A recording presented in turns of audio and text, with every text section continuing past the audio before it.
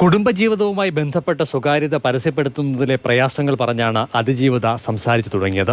കുടുംബ ബന്ധത്തിന്റെ തണൽ താൻ അനുഭവിച്ചു തുടങ്ങിയിട്ടേയുള്ളൂ. ഭർത്താവിനെയും കുടുംബാംഗങ്ങളെയും തനിക്ക് വേണം. ഞാനിപ്പോൾ ജീവിച്ചു തുടങ്ങിയിട്ടേ ഉള്ളൂ. എനിക്കിപ്പോഴാ ഒരു ഫാമിലി കിട്ടിയത്. അതെല്ലാവരും കൂടെ ചേർന്ന് നശിപ്പിച്ച് നാരായണക്കല്ലാക്കി. എനിക്ക് എൻ്റെ ഫാമിലി വേണം. ഇത്രയും നാള് ഒരനാഥയെ പോലെ ഞാൻ ജീവിച്ചത്. പോക്സോ കേസ് എടുത്തതിനെ തുടർന്ന് തന്റെയും കുഞ്ഞിന്റെയും ചിത്രങ്ങൾ സഹിതമാണ് യൂട്യൂബ് ചാനലുകൾ വാർത്തകൾ നൽകിയത്.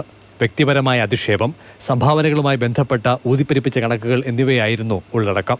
എനിക്കിതിന് ഒരു നീതി വേണം. ഇനിയും സമൂഹത്തിന് മുമ്പ് ഇപ്പം കുഞ്ഞിനെ കൊണ്ടൊന്ന് ഹോസ്പിറ്റലിൽ പോലും പോകാൻ പറ്റത്തില്ല. ചുറ്റുമുള്ളവരൊരുമാതിരി എല്ലാവരെയും വിളിച്ച് അടുത്ത് നിൽക്കുന്നവരെ പോലും വിളിച്ച് കാണിക്കും. എന്നിട്ട് അങ്ങോട്ടും ഇങ്ങോട്ടും സംസാരിക്കും. യൂട്യൂബിലൊക്കെ ഒരുപാട് വീഡിയോസും കാര്യങ്ങളും ഒക്കെ അപ്ലോഡ് ചെയ്യുന്നുണ്ട്. ഞാൻ പോസ്കോ കേസിലെ ഏരിയയാണ്. എൻ്റെ കുഞ്ഞ് അതിൽ ജനിച്ചതാണ്. എൻ്റെ കുഞ്ഞിൻ്റെ ഫോട്ടോ ഉൾപ്പെടെ ഇട്ടിട്ടാണ് പോസ്കോയിൽ ജനിച്ച കുട്ടീന്നും പറഞ്ഞ് ചെയ്യുന്നത്. എവിടെ നാളൊരു സമയത്ത് ഈ സമൂഹത്തിൽ വളർന്നു വരാനുള്ളതാണ്. ഇവളൊരു പെങ്കൊച്ച. അതുപോലെ തന്നെ ഇവൾക്ക് ഹെൽത്ത് ഇഷ്യൂസ് ഉണ്ട്. ഇതേപോലെ ഹൃദയത്തിൽ മതിലിൽ ഹോളും തൈറോയിഡും ഒക്കെ ഉള്ള ഒരു കുട്ടിയാണ്. അപ്പോൾ അത് ഞങ്ങൾ നുണ പറയുക, സഹതാപത്തിന് വേണ്ടി ഞങ്ങൾ നുണ പറയുക, അങ്ങനെയൊക്കെ പറഞ്ഞ് ഒത്തിരി വീഡിയോസും കാര്യങ്ങളും എല്ലാം ചെയ്യുന്നുണ്ട്. യൂട്യൂബേഴ്സ് അതുപോലെ തന്നെ വീടിൻ്റെ വാതിക്ക വന്ന് എന്നിട്ട് ഇതേപോലെ ഒരുപാട് മോശപ്പെട്ട രീതിക്ക് സംസാരിക്കും. കുഞ്ഞിൻ്റെ എൻ്റെ ഫോട്ടോസ് വെച്ചിട്ട് ഇതേപോലെ പന്ന രീതിക്കുള്ള സംസാരവും വീഡിയോസും. ഈ യൂട്യൂബേഴ്സിനെതിരെയുള്ള കേസും കാര്യങ്ങളും എല്ലാം കൊടുത്തു. അതിലൊന്നും ഒരു നീതിയോ അല്ലെങ്കിൽ അതിനൊരു ആക്ഷനോ ആരും എടുത്തിട്ടില്ല. അതുകൊണ്ടാണ് ഇങ്ങനെ ഒരു പത്രസമ്മേളനം വിളിച്ചു കൂട്ടിയിട്ട് ഇതിൽ നിന്നെങ്കിലും എനിക്കൊരു നീതി നേടിത്തരണം. 18 വയസ്സ് പൂർത്തിയായ ശേഷമുണ്ടായ ബന്ധത്തിലാണ് തങ്ങൾക്ക് കുഞ്ഞു പറഞ്ഞത്. മറിച്ചുള്ള ആരോപണങ്ങൾക്ക് യാതൊരു അടിസ്ഥാനവുമില്ല. സ്ഥാപന നടത്തിപ്പുമായി ബന്ധപ്പെട്ട് വായ്പകളുണ്ട്. ആഭരണങ്ങൾ പലതും പണയം വെച്ചാണ് കാര്യങ്ങൾ നീക്കിയത്.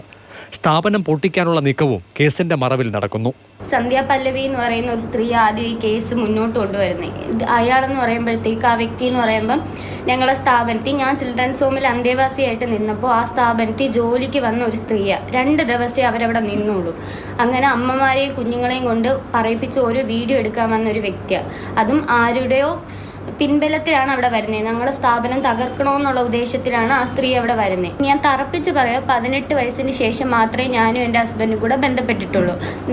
നിങ്ങളൊക്കെ ഫാമിലിയിലുള്ള അനിയത്തിയോടും പെങ്ങളോടൊക്കെ ഈ ഒരു അവസ്ഥ വരുന്നേ ഒന്ന് ചിന്തിച്ചൊക്കെ സ്വന്തം ഭർത്താവും ഞാനും ബന്ധപ്പെട്ട ഡേറ്റ് ഉൾപ്പെടെ എല്ലാവരുടെയും ഈ സമൂഹത്തിന് മുമ്പ് പറയേണ്ട ഗതികേട്. ഇപ്പം എനിക്ക് ഇതിനെന്തെങ്കിലും ഒരു നീതി വേണം. കാരണം നാളെ ഒരു സമൂഹത്തിൽ ഇതൊരു പെൺകുട്ടിയാണ്. അവൾ ഇത് കേട്ടാണ് വളർന്നു വരേണ്ടത്. നാളെ ഒരു സമയത്ത് മറ്റുള്ളവരും അവൾ ആ കണ്ണുകൊണ്ടേ കാണാം. അനാഥാലയത്തിലെ അന്തേവാസിയായിരിക്കെ പെൺകുട്ടി ഗർഭവതിയായെന്നും 18 വയസ്സ് പൂർത്തിയായതിനു പിന്നാലെ നടത്തിപ്പുകാരി മകനെ കൊണ്ട് യുവതിയെ വിവാഹം കഴിപ്പിച്ചെന്നുമുള്ള പശ്ചാത്തലത്തിലാണ് പോക്സോ കേസ് രജിസ്റ്റർ ചെയ്യപ്പെട്ടത്. ഇതിനു പിന്നാലെ അമ്മയും മകനും ഒളിവിൽ പോയി. ഇരുവരും മുൻകൂർ ജാമ്യാപേക്ഷയുമായി ഹൈക്കോടതിയെ സമീപിച്ചിരിക്കുകയാണ്. മാതൃഭൂമി ന്യൂസ്, പത്തനംതിട്ട.